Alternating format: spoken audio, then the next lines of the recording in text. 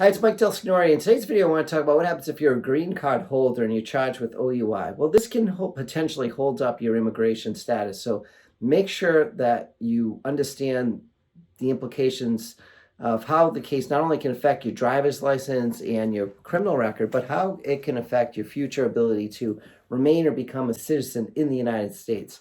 So for many non-citizens, the best thing to do is to fight these cases, to take them to trial. Recently, I had a case in Quincy District Court. Client was found not guilty of potential immigration issues, and he avoided that conviction by going to trial. We were able to show that despite the fact the officer found some erratic driving, that the language barrier precluded really any ability for the officer to conclude that the signs he saw were attributed to alcohol, not somebody who was just unfamiliar with what the officer was saying or confused by different requests and tests the officer tried to make. In this case, the officer declined to do any field tests because of the language barrier. In some cases, police officers will do field tests despite the fact that the person really doesn't understand the language, or there's maybe a comprehension that's not quite at the level required to do field sobriety tests correctly. In other words, field sobriety tests are very particular. The instructions are precise. So if someone doesn't really understand every word, every detail, they might miss it. For example, you're required to walk heel to toe.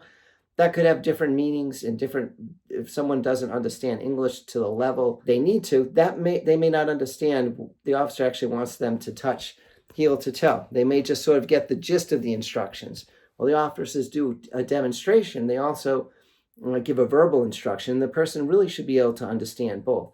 So if you're not a citizen, make sure you speak to not only a DUI lawyer, but an immigration lawyer. I have plenty of immigration lawyers that are great friends of mine that I can call, text, and ask questions to help you make the best decision for your case. And sometimes people are on, normally an OUI isn't going to have the most serious immigration consequences because it's not a crime of moral turpitude, but there are some special circumstances where you could be on a special visa or have special permission to be in the U.S., where even an OUI could potentially affect that status. So be very careful when resolving a case. Now, keep in mind, standard proof is beyond a reasonable doubt. Very difficult standard to meet for the government. They got to rule out that alcohol was basically the sole cause of the impairment. So if we can show that maybe it was a medical condition, maybe you just didn't understand, we can argue that there's equal explanations for the officer's observations. When we can do that,